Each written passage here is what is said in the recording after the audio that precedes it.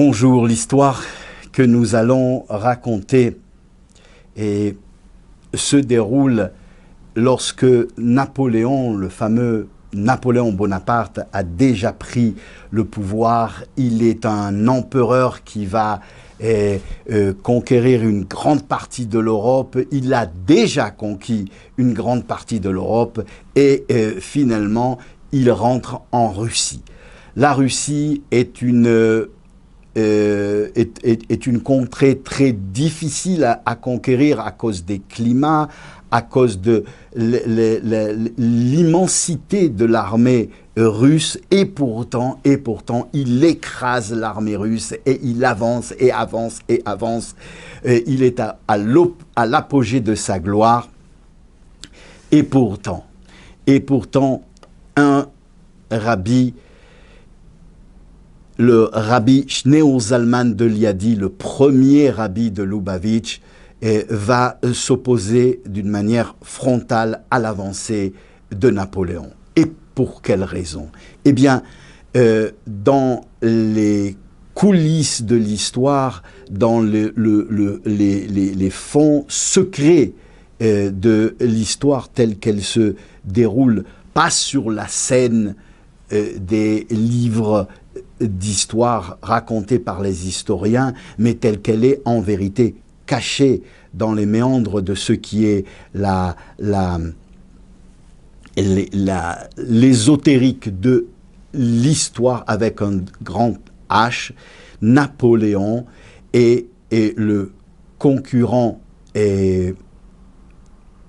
premier et la source de la concurrence avec l'avancée de la Torah. La Torah est la pérennité de la Torah a depuis quelques années évolué avec l'avènement de la chassidoute, du chassidisme, et une flamme extraordinaire juive vient maintenant briller dans le cœur de milliers et de millions de juifs depuis le Baal Shem Tov. L'Admor Hazaken, le premier rabbi de Lubavitch, est le successeur du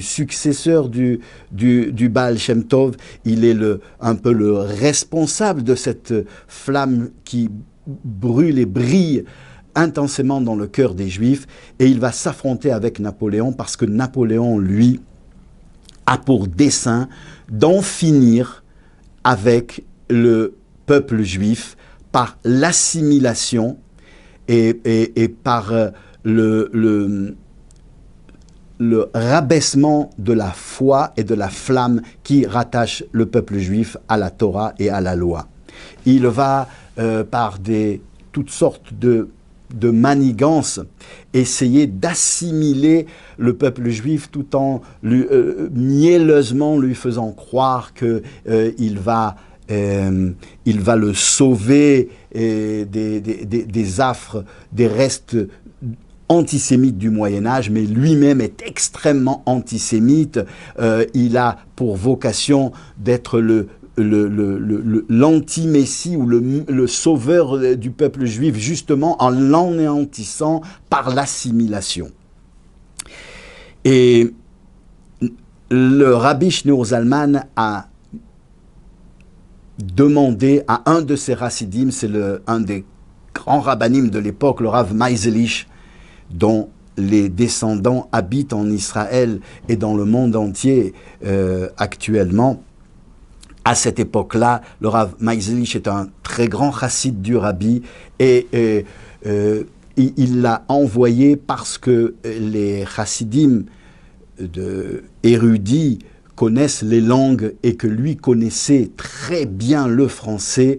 Le français, c'était un peu l'anglais d'aujourd'hui, c'était la langue internationale, et les grands du judaïsme connaissaient bien le français, et lui, ce Rav Maiselish, va être placé par l'Admor Hazaken en tant qu'espion. Il va se présenter devant l'empereur Napoléon en lui proposant d'être un interprète à la solde des Français. Napoléon ne voulait pas que le traducteur soit russe. Lui, il est juif. C'est une façon pour Napoléon de pouvoir avoir un contact avec la Russie sans passer par un Russe. Il accepte et les services qu'il va rendre, la prestation qu'il va donner une confiance aveugle en Napoléon. Et il restera jusqu'à la fin un espion à la solde donc de l'Admorazaken, et il va dévoiler tous les plans secrets de Napoléon parce qu'il est présent dans toutes les réunions du quartier général de l'empereur. Au bout d'un certain temps, l'empereur va comprendre qu'il y a une taupe, qu'il y a un espion, parce que tous les plans secrets qui doivent normalement surprendre l'ennemi, eh bien, sont déjoués, comme si l'ennemi, les Russes, avaient entendu, avaient eu connaissance du plan avant qu'il soit effectué. Donc, à plusieurs reprises, Napoléon va lancer des attaques surprises, il va être pris en embuscade, l'armée française va reculer, piétiner.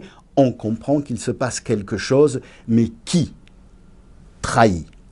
C'est le grand malaise que Napoléon, qui trouble l'empereur, qui trouble Napoléon, et pour s'en sortir, pour découvrir qui trahit, il va proposer une réunion extrêmement secrète avec uniquement ses plus grands généraux, ses plus grands maréchaux qui sont là, et il va donc prévoir une attaque surprise de l'armée russe à huis clos, de façon à ce que personne ne puisse trahir. Et alors, donc, il est avec ses plus grands généraux, et donc ce traducteur-là, qui est toujours son mécharette, son aide de camp, le Rav Meislich, en qui il a une grande confiance, et il va lancer l'attaque, et à nouveau, l'armée française tombe dans une embuscade, et c'est une catastrophe militaire. Napoléon est furieux, et c'est évident que c'est quelqu'un du comité à huis clos qui a trahi, parce que personne n'avait vent du plan.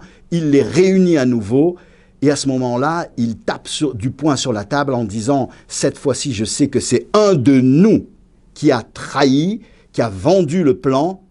Qui c'est ?» Et il regarde, et il dit « Maréchal Ney, non, ça ne peut pas être toi.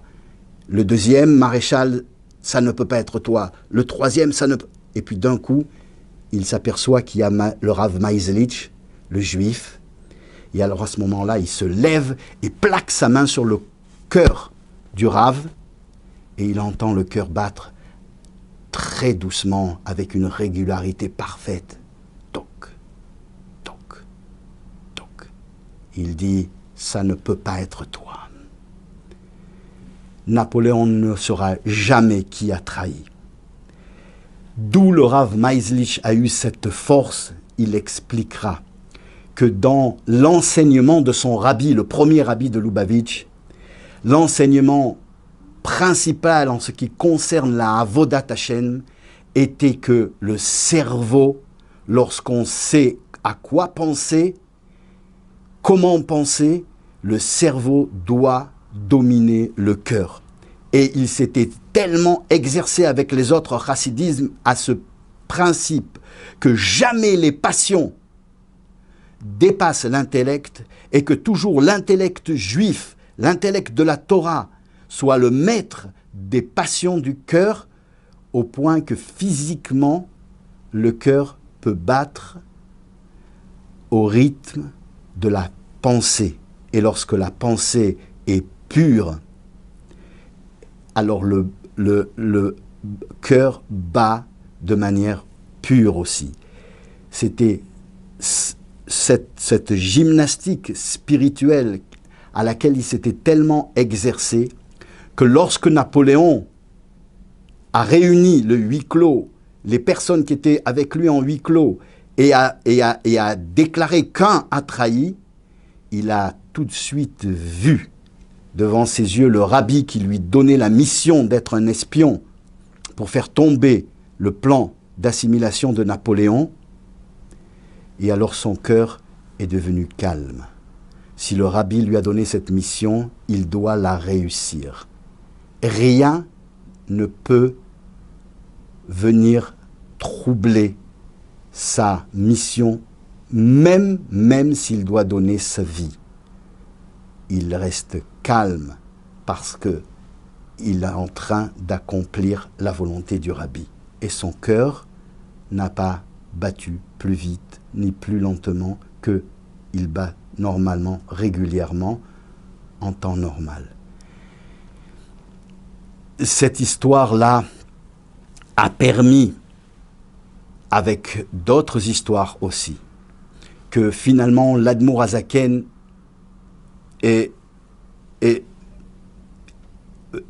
pu se réjouir de la victoire, bien que Napoléon tombera après la disparition de l'Admour Hazaken, mais l'Admour Hazaken savait que Napoléon allait de toute façon tomber, et que Dieu fasse que très très rapidement on puisse jouir de cette flamme chassidique qui finalement a triomphé de tous les persécuteurs, que ce soit des persécuteurs qui ont voulu atteindre le corps d'Israël, comme ceux qui ont voulu refroidir et assimiler l'âme d'Israël au fantasme des vertus perverties des autres nations, que très très très prochainement la flamme du judaïsme authentique vienne éclairer le monde entier par une libération éternelle avec la venue de Mashiach très très prochainement et très très concrètement. Amen.